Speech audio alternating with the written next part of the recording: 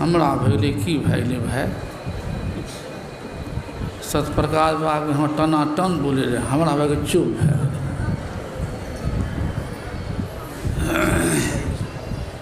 बोलियो एक बार जयकार लगा वो आलस छोड़ कर। हाँ बोलिए प्रेम से श्री सद्गुरु। हाँ एक बार और लगाइए कसर रह गया है। बोलिए प्रेम से श्री सद्गुरु। मंगल मूर्ति सद्गुरु मिलवै सर्वाधार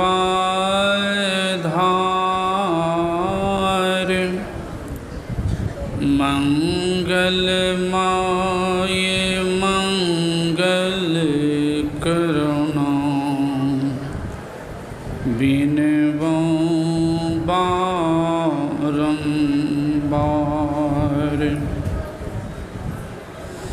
धन्य धन्य सद्गुरु सुखद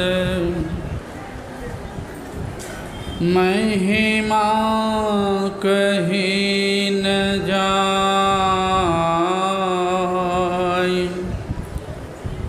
जो कछु कहूँ तुम्हारी कृपा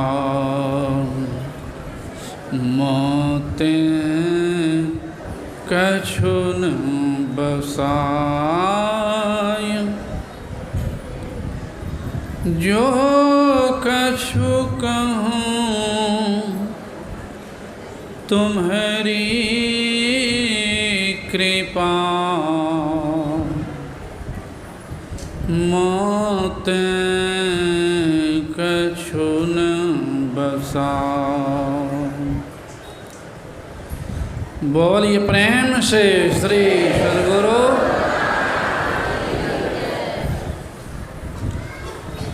अपने निवास में विराजमान पूज्यपाद संत मत के वर्तमान आचार्य श्री के चरणों में नमन। इस पवित्र स्थल पर पधारे हुए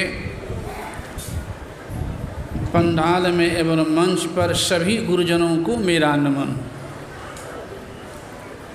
सम्माननीय साधु समाज, परम आदरणीय धर्म प्रेमी सज्जनों, पूजनीय माताओं एवं भक्तिमती धर्मशीला बहनों, अभी पाठ और प्रवचन में सुन चुके हैं कि संसार में एक नहीं सभी पंच मिल के कह रहे हैं शिव अज सुख सनकादिक नारद। जे मुनि ब्रह्म विचार विशारद, जे विशारद ज्ञान के विशारद, सबकर मत सबका विचार यही है करिए राम पद पंकज नेहा। श्रुति पुराण, श्रुति कहते हैं वेद को, सदग्रंथ कहा ही सभी कह रहे हैं रघुपति भगति बिना सुख नाही। और संसार में सभी सुख ही चाहते हैं, जितने जीव हैं सभी सुख चाहते हैं। और मानव केवल चाहवे नहीं करते हैं बल्कि अपने अपने अर्जित ज्ञान के आधार पर रात दिन प्रयत्नशील भी रहते हैं। और रात दिन प्रयत्नशील रहने के उपरांत भी एक भी व्यक्ति नहीं कह सकते हैं कि मेरे सामने किसी प्रकार की समस्या नहीं है, सभी तरह से मेरा जीवन सुखमय है, शांतिमय है। एक को मिलेगा? एक भी नहीं मिलेगा। क्यों? कारण क्या है? दो शब्द है सुख और शांति। धन में, पद में, प्रतिष्ठा में सुख है क्षणिक, लेकिन शांति नहीं है। अगर पद में शांति होती तो सबसे ऊंचे पद पर जो उसे शांति मिल जाती। लेकिन एक बार फारबिसगंज में एक गरीब ब्राह्मण के जमीन को दाब लिया था। उन्होंने न्याय के लिए बहुत के दरवाज़ा खटखटाया, नहीं मिला। प्रधानमंत्री के पास भेज दिया कि जाओ प्रधानमंत्री तुम्हें न्याय देंगे। वहाँ पहुँचे हैं, कई महीना के बाद प्रधानमंत्री के पास पैरवी लगाते लगाते तो प्रधानमंत्री ने 5 मिनट का समय दिया था 1 बजे रात्रि में। शायद लाल बहादुर शास्त्री नाम थे, हैं जवाहरलाल, हाँ जवाहरलाल नेहरू। गए वो गरीब ब्राह्मण अपना उज्र लेकर के हमरा न्याय कर देंगे। तो क्या देखा, वो 1 बजे रात्रि में कुछ लिख रहा था। तो गरीब ब्राह्मण जो गए तो इनसे पूछा, कहिए महाराज किधर आए हैं, क्या आपकी सेवा करूं? तो गरीब ब्राह्मण ने कहा था, मैं तो आया था आपके पास,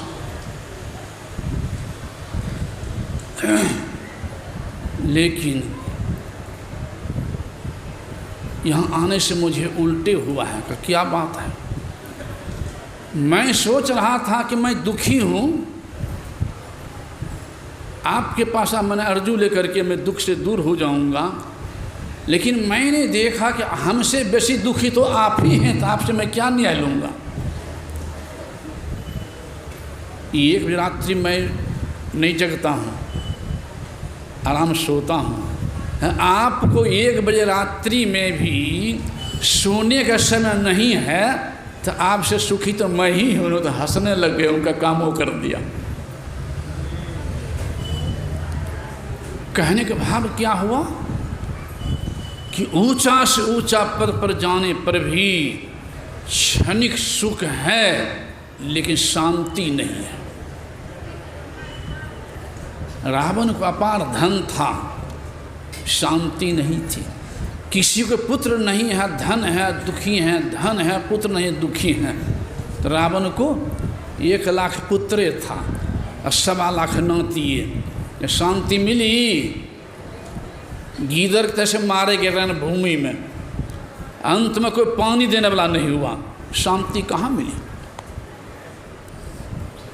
इसलिए हमारे आराध्य देव ने, संतों जो भी हुए हैं, हमारे आराध्य देव ने उस शांति को प्राप्त करके, मृत्यु के माथे पर लात रख करके प्रभु गोद में पहुँचाकर, जो शांति स्वरूप प्रभु हैं उनके गोद में पहुँचा करके, तब हम संसार के लोगों को ज्ञान दें। ऐ संसार के लोगों, शांति कहीं और है, तुम ढूंढ रहे हो कहीं और। इसलिए अगर तुम शांति चाहते हो, जिस रास्ते से मैं शांति प्राप्त किया हूँ उस रास्ते पर चलो,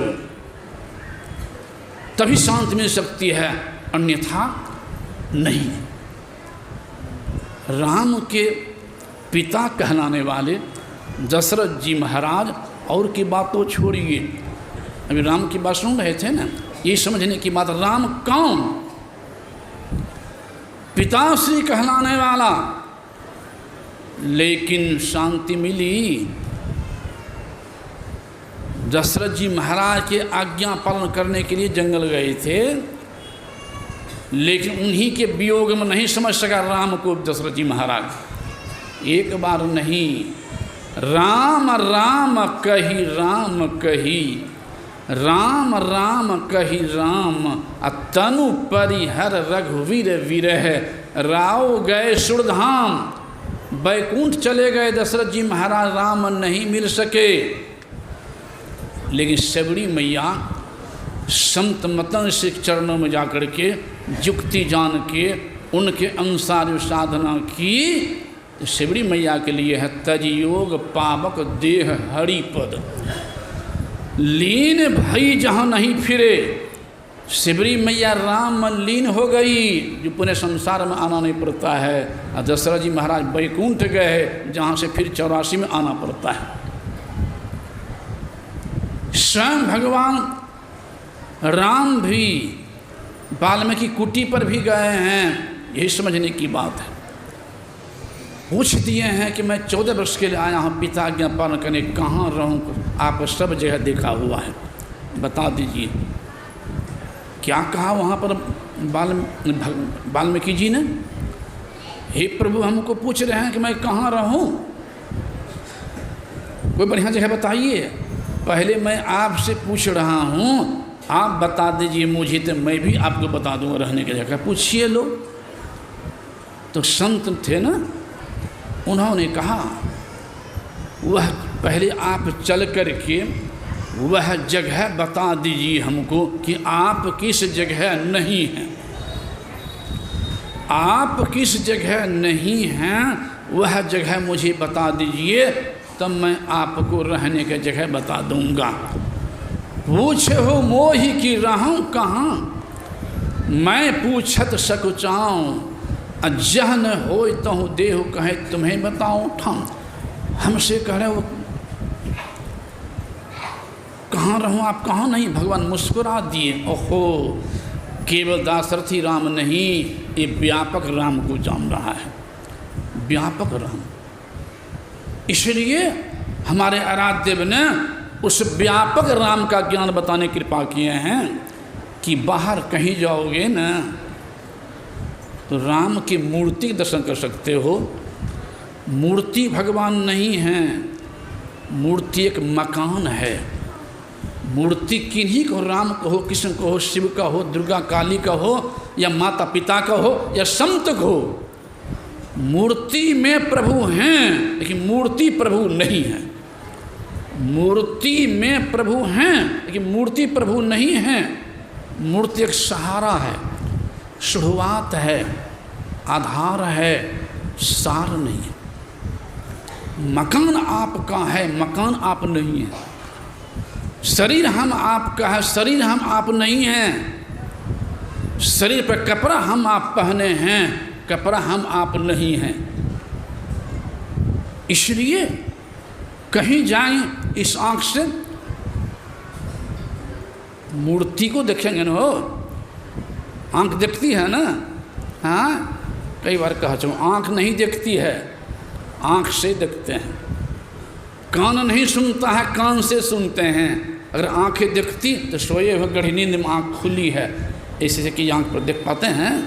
अगर काने सुनता तो सोए गहरी नींद में, वहाँ गाना गा रहा, गाली बकरा सकते हैं, सुन पाता है। नींद टूट गई, चेतन था टूट गई आँख में, तब न आँख देखी।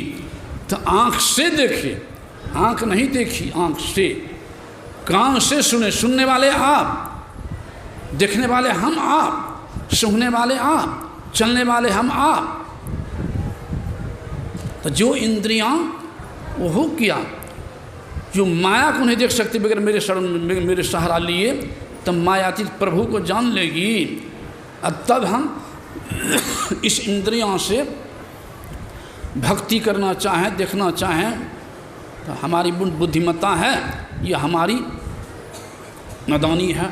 हम सोच लें मूर्ति को देख रहे हैं, ये गुरुदेव बताने की कृपा की। मूर्ति में प्रभु व्यापक, मूर्ति नहीं। वो भी किया, कानों में 2 छिद्र है और नाकों में 2 छिद्र है। कानों में 2 छिद्र है, नाकों में 2 छिद्र है,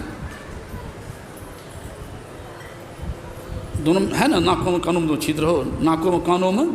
अगर कान खराब हो जाए तो नाक से सुन पाएंगे, और नाक खराब हो जाए तो कान से गंध ले पाएंगे। आँख खराब हो जाए तो कान से देख पाएंगे। चेतन के सहारा लेने पर भी एक इंद्रियां एक ही विषय ग्रहण कर सकती है, दूसरी विषय को नहीं। तो जो इंद्रियां बगैर मेरे सहारा लिए हुए माया को नहीं जान सकती है, वो एक विषय को, सभी विषय को नहीं।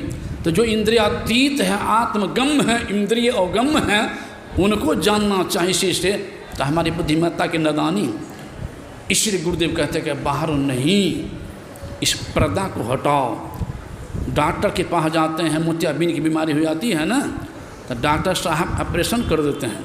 रोशनी तो है ही है, मोतियाबिंद की बीमारी हो गई है, ऑपरेशन कर देते हैं ना, भकाभक सुनने लगता है कि नहीं, रोशनी है, मोतियाबिंद बीमारी हो गई, ऑपरेशन कर दिया। उसी तरह से तिरपट की मोतियाबिंद की बीमारी है नेरे सूझत नहीं, लियानत ऐसो जिंद तुलसी या संसार को भयो मोतियाबिंद। इस संसार को मोतियाबिंद की बीमारी हो चुकी है। सद्गुरु वैद्य वचन विश्वासा, सद्गुरु ही उस वैद्य के वैद्य होते हैं, बताने वाले। इसीलिए कहा कि जिनके जीवन में गुरु नहीं तो उनका जीवन शुभ नहीं। वह गुरु सतगुरु, सतगुरु की महिमा अनंत अनंत किया उपकार, लोचन अनंत उघाड़िया अनंत दिखावन हार। राम कृष्ण को बरो तीनों ने गुरु किन्ह, तीन लोक की संपदा रहे गुरु आधीन। इसलिए हमारे आराध्य कहते हैं कि पहले बिना गुरु की कृपा पाई नहीं जीवन उधारा है। गुरु से युक्ति जान करके बाहर नहीं, निज तन में खोज सज्जन, बाहर ना खोजना, अपने ही घट में हरि है।